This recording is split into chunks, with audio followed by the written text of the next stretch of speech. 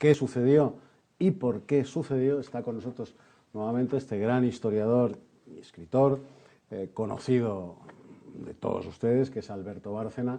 Mi queridísimo Alberto Bárcena, muy bienvenido nuevamente a Noticiario 1936. Encantado de estar aquí.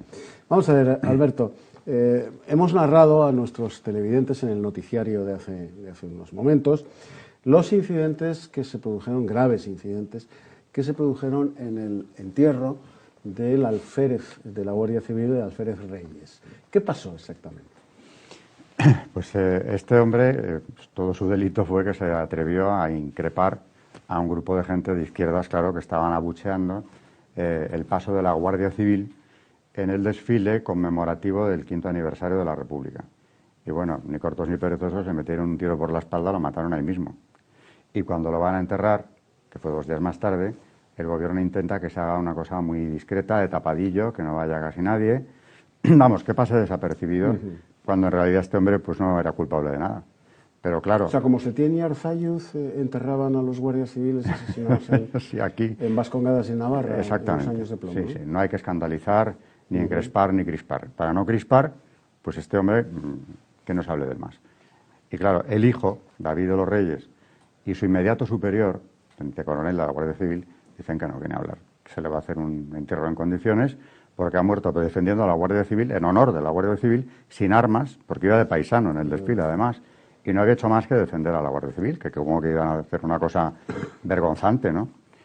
Y en el entierro, por increíble que parezca, la comitiva es atacada con armas de fuego 3 veces.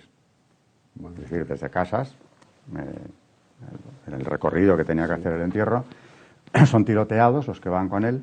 Desde los balcones. Desde las casas en obras o en construcción, que ya estaban elegidas, claro, antes del entierro, sitios estratégicos, en la calle Lista, Miguel Ángel, Paseo de Recoletos, iban cayendo acompañantes del entierro, sin que pase nada. Siguen adelante y ya llegaron a la plaza de Manuel Becerra, con varios heridos y muertos a la espalda. Ahí ya la Dirección General de Seguridad ha dado orden de que se disperse el entierro, como si fuera una manifestación peligrosísima.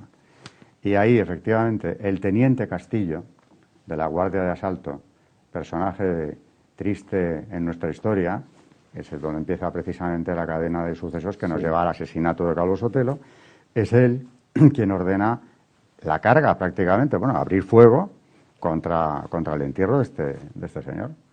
Mueren 5 personas, uno de ellos Andrés Sáenz de Heredia, primo de José Antonio. Es herido muy grave un estudiante de 19 años tradicionalista, José Yaguno Hacha, al que creyeron muerto durante horas y salió adelante de milagro, vamos. De puro milagro.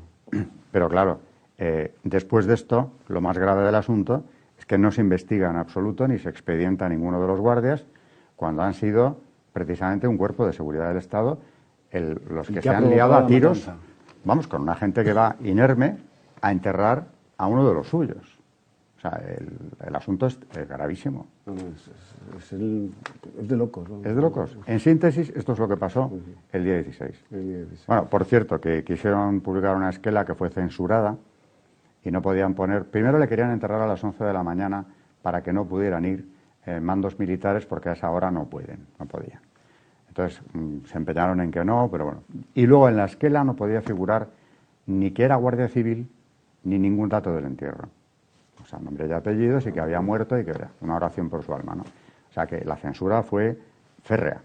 Además, la idea de que no tuviera un entierro digno, por supuesto, la tenían clarísima. Y luego la impunidad, el impunismo republicano. A los nuestros no les toca. Entonces, claro, lo interesante es ver quién es Castillo. ¿Quién es Castillo? De eso vamos a hablar dentro de unos momentos con el profesor e historiador Alberto Bárcena. ¿Quiénes eran los guardias de asalto, Alberto? Pues, ¿son los antecedentes de primero la Policía Armada y posteriormente de la actual Policía Nacional? Sí, se los puede considerar porque es un cuerpo de seguridad que se crea en la República, aunque el proyecto es de Primo de Rivera, que estaba ahí, pero quien desarrolla ese cuerpo es precisamente la República, que quiere tener un cuerpo de seguridad republicano. Es decir, que hay un filtro ideológico muy claro en los que reclutan para este cuerpo. Y no por casualidad, Castillo era de las Juventudes Socialistas, entre otras cosas. Claro. Con lo cual tiene que ser un cuerpo muy distinto a la Guardia Civil, que ya vemos que se la abucheaba en las calles el día del desfile, que se asociara y que fuera fiel a la República. Como una Guardia Nacional de la Revolución Francesa, sí, pero en el siglo XX y a favor de la República, de la Segunda República Española. Eso era la Guardia de Asalto. La inquina y la desconfianza republicana hacia la Guardia Civil, si me permites, Alberto, yo no acabo de entenderla porque precisamente gracias a la Guardia Civil, mandada entonces por el general Sanjurjo, que no mueve un tricornio para evitar la caída de Alfonso XIII, se puede proclamar la República. ¿Cómo es que, ante esa actitud de la Guardia Civil, el 14 de abril de 1931, mandada, repito, por el general Sanjurjo, la República desconfía tanto del cuerpo cuya quietud aquel 14 de abril del 31 provoca que se proclame la República? Bueno, aparte de la tradición que ya tenía la Benemérita entonces, que es una institución fundada en el siglo XIX por el duque de Ahumada, con lo cual ya empezamos mal, no es un cuerpo de la República, sino que viene de la monarquía y tiene ya mucha historia. Aparte, en los años previos, desde que llega la República, la Guardia Civil tiene enfrentamientos constantes con toda la revolución que hay en marcha desde el mismo año 31, sí, con el movimiento obrero, especialmente anarquistas, pero socialistas también. Porque, por ejemplo, un ejemplo aislado, los cortijos de Córdoba, hubo una ocupación de cortijos el año 31, 18 ayuntamientos en la serranía de Córdoba ocupan los latifundios de la zona, se reparten lo que hay en ellos en el propio ayuntamiento, y quien dirige la expedición, la ocupación y demás, son los alcaldes. De 18 municipios, 14 eran del PSOE. ¿Quién organiza precisamente el desalojo? ¿Quién consigue finalmente desalojar de allí a los ocupantes? A los ocupas, la Guardia Civil. Por esa época en Sevilla, ¿qué mataban? En la revuelta anarquista de Sevilla del verano del 36, que hubo que declarar el estado de guerra, los anarquistas entraron tirando a la Guardia Civil desde las azoteas. Con lo cual, les ven, y es curioso que no se den cuenta de que esa revolución contra la propia República no les conviene nada fomentarla. Pero claro, como dan a anarquistas, igual que al socialista cuando toca darles, pues son un cuerpo enemigo. Claro. De ahí el abucheo que tienen el 14 de abril.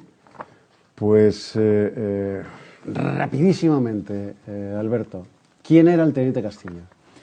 El teniente Castillo, guardia de asalto, vuelvo a repetir, pertenecía a las Juventudes Socialistas, además era instructor de las milicias de las mismas juventudes, las MAOC, que tenían una formación paramilitar que les hacía verdaderamente temibles. Con lo cual no es un socialista cualquiera, es un hombre terriblemente comprometido en la lucha por la revolución socialista.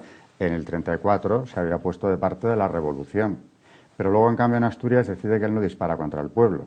Y sin embargo en la plaza de Manuel Becerra sí que lo hace. Sí que lo hace. O sea que tiene una larga trayectoria como instructor de un grupo paramilitar revolucionario, porque el PSOE en ese momento, aunque está en el gobierno, ha estado con Azaña, etcétera, y están en el Pacto de San Sebastián, está pensando ya en hacer su propia revolución contra la República, como lo habían intentado en el 34, y lo volverán a intentar enseguida. Pero claro, a Castillo no se le toca. Es políticamente incorrecto hablar de Castillo. Es un personaje verdaderamente siniestro. Siniestro. Que su muerte posterior, su asesinato posterior, desencadena, en fin, lo que acabará sucediendo en este programa allá por el 18 de julio de 1936 y del año 2019. Alberto, nos tenemos que ir. Volverás, te lo garantizo. Volveré. Volverá Alberto Bárcena, profesor e historiador, suficientemente conocido por todos ustedes, a Noticiario 1936. A ustedes muchas gracias por su atención.